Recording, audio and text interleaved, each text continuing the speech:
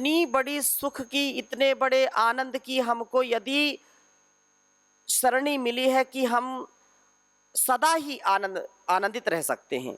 और बहुत बड़ी बात परम पूज्य गुरुदेव जी महाराज कहते हैं, अभी विशेषकर यह योग की सेवा क्या है, जिंदगी के साथ भी और जिंदगी के, ये ऐसा काम है कि ये जन्म जन्मांतरों का सारा कष्ट नष्ट कर देता है, सारे संकट कट जाते हैं और अंधकार के, अज्ञान के, अविद्या के सारे बादल छट जाते हैं, सारे दुख हट जाते हैं। इतनी बड़ी सेवा से इतना बड़ा प्रभाव हमको मिलता है, इतना हमारा जो दिव्य स्वभाव बन जाता है। तो मैं निवेदन कर रहा हूं कि सेवा सत्कार से सब कुछ होता है। आप सब जानते हैं, रामायण काल में जब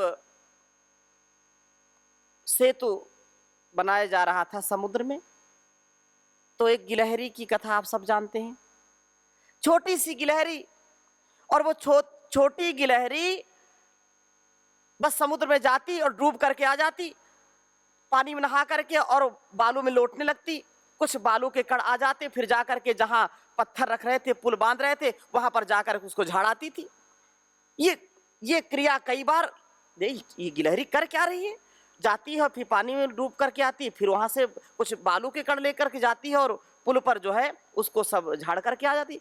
फिर पूछा कि कर क्या रहे हो तुम? तो बताया कि मैं इस पुल को बांधने में अपना योगदान कर रही हूं, अपना योगदान हमको करना है, जैसे उस गिलहरी ने किया। और ऐसा कहा जाता है कि अब वो तो प्रतीक है समझाने का, कि भगवान को भी जब ये बात पता चली तो उसको बुलाया और उसको आशीर्वाद दिया, ऐसे उसके हाथ फेर दिया। तो ऐसा कहते हैं कि उसके जो निशान बने होते हैं वो भगवान के हाथ के निशान है। अब ये प्रतीक है, लेकिन हमको ये समझना है कि हमारे परम पूज्य गुरुदेव जी महाराज का जो विराट स्वरूप है, जो एक विराट महायज्ञ है, जो युग परिवर्तन का कार्य हो रहा है, जो देश और दुनिया तक योग को, आयुर्वेद को, अपनी संस्कृति, सनातन परंपरा को पहुंचाने का काम किया है।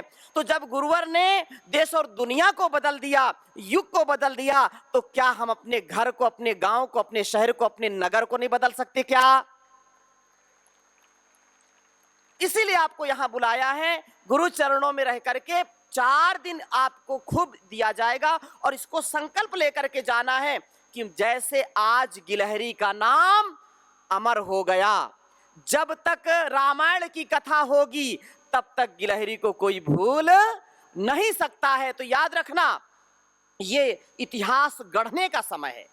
Now is the golden time, ये समय स्वर्णिम अवसर है। स्वर्णिम अवसर में हम अपने अपने सेवा सत्कार को आगे बढ़ाएं और युग परिवर्तन, जब जब इस युग का, जब जब परम पूज्य गुरुदेव जी महाराज का नाम लिया जाएगा, तब तक आपका भी नाम सदा लिया जाएगा। इतना बड़ा इतिहास का कार्य आप कर रहे हैं कि जब एक योगी, एक सन्यासी, एक योद्धा जब युग परिवर्तन कर रहे थे, तो हमारे घर के भी लोग, हमारी माता, हमारी बहन, हमारी बेटी, हमारे भाई, हमारे पिता उस अभियान में, उस अनुष्ठान में योग की सेवा कर रहे थे। और ऐसा, ये कोई ऐसी केवल बात नहीं कर रहा हूं मैं, दुनिया में कोई ऐसा संगठन नहीं है, दुनिया में ऐसा कोई भी अनुष्ठान नहीं है जो इतने हजारों लाखों की संख्या में भाई बहन सुबह सुबह 3 बजे उठ करके निष्काम भाव से निशुल्क अपना पेट्रोल खर्च करके, अपना समय शक्ति खर्च करके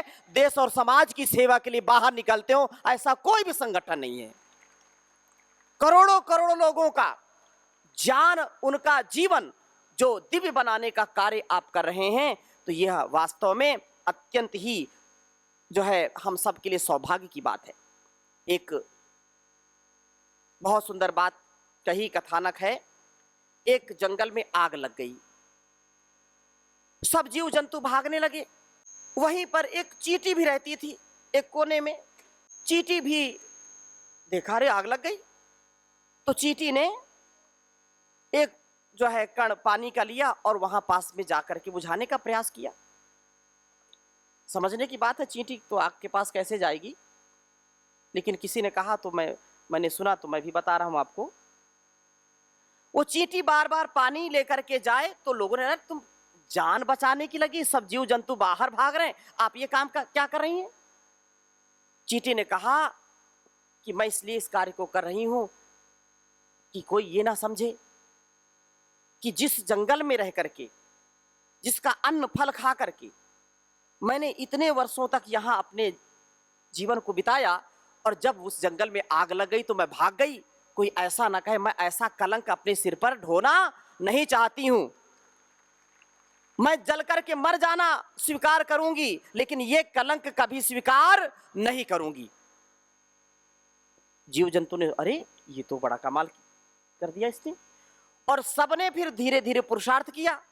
एक एक बूंद पानी ला करके, जैसे तो सब जो जीव जंतु थे सब थोड़ा थोड़ा पानी ला करके उस आग को बुझाने लगे, और आग बुझ गई, जंगल बच गया।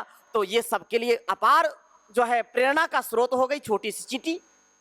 छोटी सी चींटी भी जब अपने कर्तव्य का पालन करती है तो लाखों लोगों का जीवन बचा सकती है, प्रेरणा बन सकती है। तो आप हम सब मिलकर के, जो हमको परम पूज्य गुरुदेव जी महाराज ने ऐसा सामर्थ्य दिया है, ऐसा स्वाभिमान, ऐसा गौरव दिया है, जहां पर हम रहे ना रहे, यहाँ देश रहना चाहिए कि फूल बनकर खिलेंगे चमन के लिए, चांद सूरज बनेंगे गगन के लिए, लाख बाधाएं आए तो कुछ गम नहीं, हम जिएंगे मरेंगे वतन के लिए, हम जिएंगे मरेंगे वतन के लिए।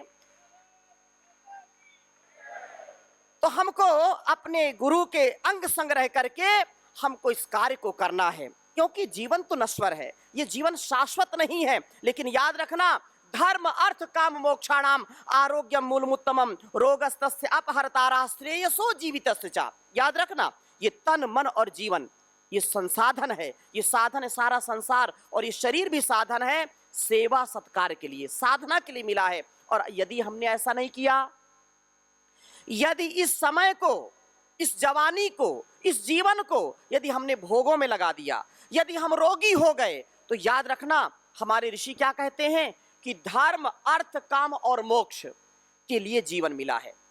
परम पूज्य गुरुदेव जी महाराज भी आज प्रभात में बोले थे, पुरुषार्थ चतुष्टय।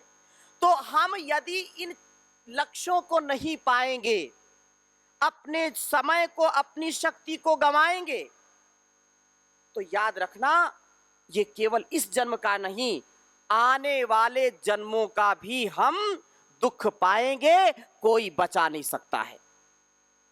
और यदि हम उससे हटना चाहते हैं, दुखों से पार जाना चाहते हैं, यदि हम अपने आप को उबार करके संसार की सेवा में लगाना चाहते हैं, तो हमको जो सामर्थ्य भगवान ने हमको, हमारी नियति ने, हमारी संस्कृति ने, हमारी प्रकृति ने, हमारे प्रारब्ध ने, हमारे माता पिता ने, गुरु ने हमारा जो सामर्थ्य बनाया है, उसका हम सदुपयोग करेंगे। तो आज यदि आप अच्छे हैं तो आने वाले समय में भी अच्छे रहेंगे, और आने वाला जीवन भी आपका अच्छा और सच्चा रहेगा, जन्म जन्मांतरों तक हम योगी बने रहेंगे।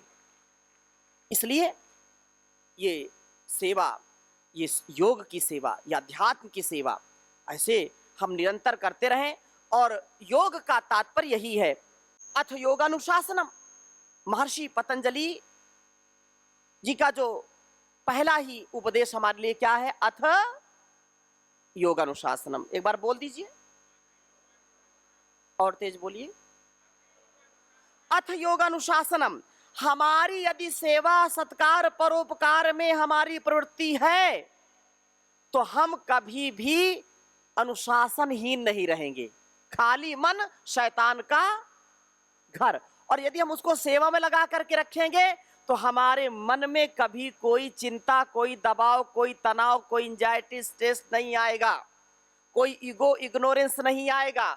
और सेवा को साधना मान करके करिए, उपासना मान के करिए, इसलिए अनुशासन में रहकर करें। अगर नहीं करेंगे तो अनुशासन नहीं होगा, तो डिसिप्लिन नहीं होगा। जो अनुशासन अंग्रेजी में क्या कहते हैं, उसको डिसिप्लिन कहते हैं। Discipline, without discipline disease, disorder होंगे कि नहीं होंगे।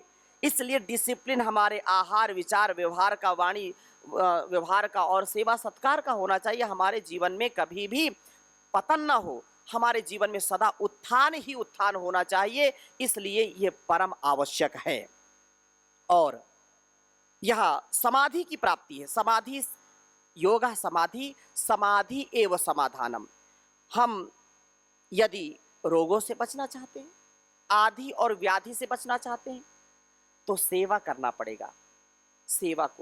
सेवा मन हमारा भागवत भजन में हो, हमारा शरीर सेवा में सदा निरत रहे। सदा इस बात को स्मरण रखना हमको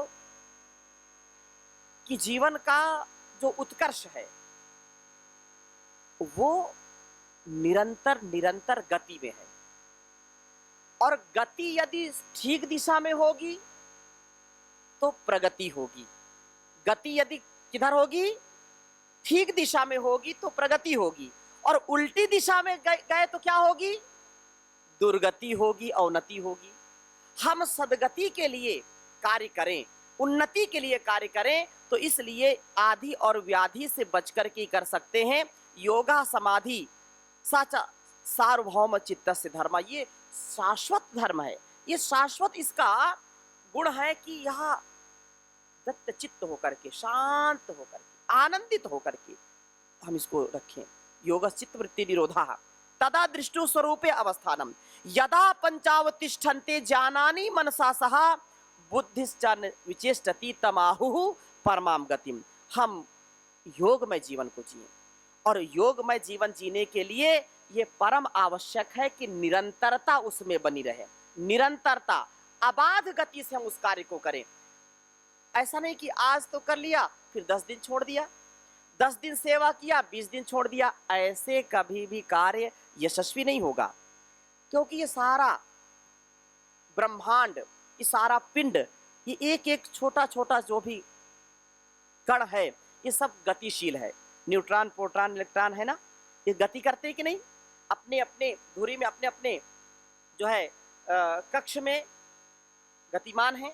तो हमारे जीवन में भी गति होनी चाहिए, निरंतरता होनी चाहिए। एकाग्रता पूर्वक, निरंतरता पूर्वक, प्रसन्नता पूर्वक अपनी सेवा को सदा आगे बढ़ाना चाहिए। कभी कभी कुछ उतार चढ़ाव आता है, ये जीवन का स्वभाव है। यदि कभी सेवा करते करते कोई कष्ट दे तो सेवा छोड़ देनी चाहिए क्या? यदि कभी विषम परिस्थिति आ जाए घर परिवार में, समाज में, तो क्या हम सेवा को छोड़ दें? योग करना और कराना छोड़ देना चाहिए क्या? ये जो उतार चढ़ाव है वो ऐसे ही है जीवन में, जैसे सुबह और शाम है, जैसे दिन और रात है। ऐसे ही समाज में, संसार में जब जीवन है तो दुख भी मिलेगा, सुख भी मिलेगा, लाभ भी होगी, हानि भी होगी, जय भी होगी, पराजय भी होगी। इसलिए हमको इनसे कभी विचलित होना नहीं चाहिए। जो एक व्रत रख लिया कि मुझको 2 घंटे योग करना और कराना है, कुछ भी हो जाए, लेकिन कभी उससे हमको विचलित होना नहीं है, कभी विचलित नहीं होना। एक संकल्प लिया तो उसको सदा ही स्वस्ति पंथा, इसलिए वेद मंत्र मैंने बोला कि स्वस्ति पंथा मनुचरेम। जैसे ये सूर्य और चंद्र कभी भी गैर हाजिर होते नहीं है, हो जाते हैं क्या? आज सूर्य ने सोचा कि बहुत दिन हो गए, रोज समय से हम जो है आते हैं, आज 2 घंटे विलंब से आएंगे। ऐसा कभी हुआ है क्या? जब से सृष्टि बनी है और जब तक सृष्टि रहेगी, तब तक ये सूर्य चंद्र अपने ड्यूटी से कभी भी पीछे नहीं हटते। यही इनकी ब्यूटी है। तो हमारी ब्यूटी क्या है? योग की duty. This is our divine duty, this is our divine beauty. ये दिव्य सुंदरता है। हमारा कर्तव्य, हमारी पूजा है, हमारी योग की सेवा, ये हमारे गुरु की सेवा, हमारे राष्ट्र की सेवा है, ये राष्ट्र आराधना है, ये मानवता की सेवा है। योग युग परिवर्तन है, योग युग परिवर्तन है। योग राष्ट्र कल्याण और विश्व कल्याण का एक बहुत बड़ा माध्यम है। आज पूरी दुनिया योग को अपना रही है, तो हम इस कार्य को करें। और कैसे? भगवान ने कहा गीता में कि योगस्थः कुरु कर्माणि संगम त्यक्त्वा धनंजय सिद्ध सिद्ध्यो समो भूत्वा समत्वम योग उच्यते। कैसी भी परिस्थिति हो, लेकिन कभी आपकी मन स्थिति खराब, अब थोड़ी देर में मन अच्छा हो गया और थोड़ी देर में गड़बड़ हो गया। किसी ने बड़ी तारीफ कर दी तो मन प्रसन्न हो गया, और किसी ने थोड़ा सा कुछ बोल दिया तो मन अप्रसन्न हो गया। ये योगी के लक्षण नहीं है, क्योंकि ये मन तो उल्लू का पट्टा है। हाँ, ये क्षणे रुष्टा क्षणे तुष्टा, रुष्टा तुष्टा क्षणे क्षणे, ऐसा ये मन के बहकावे में नहीं आना। हमारा मन कैसा होना चाहिए? तन में मनः शिव संकल्प मस्तु। हमारा मन सदा कल्याणकारी भावों से, विचारों से युक्त होना चाहिए। इसलिए योगस्थ होकर के कर्म करो, योगस्थ होकर के सेवा करो। चाहे कोई मान करे, चाहे अपमान करे, चाहे कोई अलंकृत करे, चाहे कोई कलंकित करे, चाहे कोई विभूषित करे, चाहे कोई दूषित करे, हमको कभी भी संसार के व्यवहार में विचलित नहीं होना चाहिए। कुछ भी हो जाए, विचलन नहीं होनी चाहिए, कभी उसमें विघटन नहीं होना चाहिए, कभी उसमें हमारे जीवन में कोई ऐसा कार्य हमको नहीं करना कि हम पश्चाताप करें और अपने जीवन को फिर हम दूसरी ओर ले जाएं। तो ये योग सेवा का अर्थ क्या है? भज सेवायाम योगम सेवते भजते आचरति अनुतिष्ठति वा।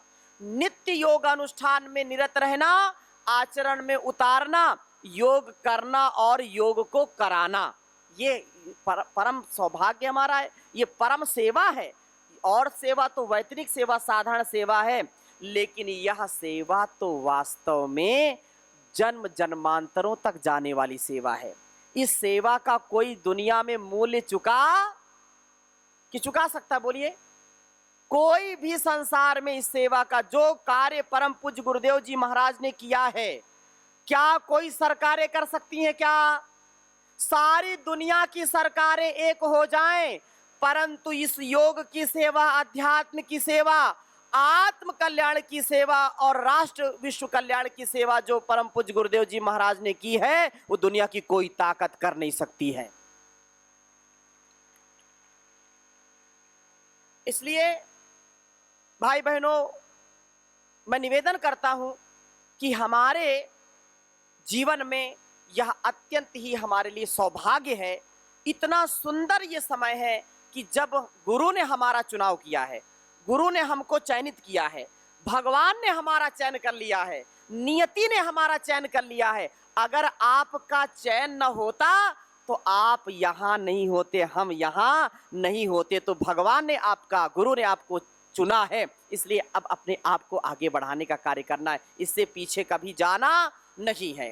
अंतिम श्वास तक कोई भी हाल हो, कोई भी काल हो, लेकिन अपने कर्तव्य से पीछे हटना नहीं है। एक बात मैं बताता हूं, योग की निष्ठा क्या है, योग सेवा का महात्म क्या है। आप सब जानते होंगे, हमारे राज्य प्रभारी हैं गुजरात के लक्ष्मण भाई गुरवानी जी, नाम सुना है? लक्ष्मण भाई गुरवानी जी, उनके जो है बेटी की शादी थी, बेटी की शादी थी, बारात आई थी, और वो भी अपने गुरु के पक्के शिष्य। बोले पहले योग होगा और योग के बाद फिर 7 फेरे होंगे। ये कोई आपको ऐसे नहीं सुना रहा हूं, इतनी कटिबद्धता होनी चाहिए, और उन्होंने ऐसा ही किया। मतलब सैकड़ों हजारों अतिथि हैं, फिर भी उन्होंने योग सेवा से कोई समझौता किया नहीं, खुद योग किया और सब बारातियों को योग कराया, उसके बाद शादी हुई। इसको कहते हैं सेवा। और कैसी भी स्थिति हो, हमारे मन में कभी कोई गलत प्रभाव संसार का आना नहीं चाहिए, ऐसा भाव। तो ये संसार की सेवा है। और इसी प्रकार से जब यत्रोपरमते चित्तम निरुद्धम योग सेवया यत्र चैवात्मानात्मानं पश्यन्नात्मनि तुष्यति, कहा कि योग अनुष्ठान से, परमात्मा के ध्यान से शुद्ध हुई सूक्ष्म बुद्धि द्वारा परमात्मा के आनंद में संतुष्ट रहना। संसार का जो सुख है वो क्षणिक है, संसार का जो सुख है वो क्षणिक है, हमेशा रहने वाला नहीं है। किसी को खीर पसंद है, किसी को रसगुल्ले पसंद है। अगर खीर खिलाई जाए तो कितना खाएंगे? 1 कटोरी, 2 कटोरी। और उसी खीर को जिसको पसंद करते हैं उसको 10 कटोरी खिला दी जाए तो वो ज्यादा जो पसंद थी वो नापसंद हो जाती है। ऐसा है कि नहीं? गुलाब जामुन रसगुल्ला किसी को पसंद है, 2 खिलाओ 10 खिलाओ, और उन्होंने आपको 100 खाना पड़ेगा तो पूरे जीवन के लिए छोड़ देगा। बोलो, छोड़ देगा कि नहीं छोड़ देगा? लेकिन अगर योग करने वाला व्यक्ति योग करेगा, ध्यान करेगा, जितनी सेवा करेगा, जितना ध्यान करेगा, भजन करेगा, जितनी इसकी क्वांटिटी बढ़ेगी क्वालिटी बढ़ती चली जाएगी। ऐसा इसका सुख मिलता है। ध्यान करने से कभी ऐसा मन में नहीं आएगा कि नहीं नहीं अब ध्यान ज्यादा करेंगे तो कहीं गड़बड़ ना हो जाए। जितना जितना ध्यान करेंगे उतना उतना आनंद आता चला जाएगा। जितनी जितनी आप सेवा करेंगे फिर आपके मन में और उत्साह आता चला जाएगा।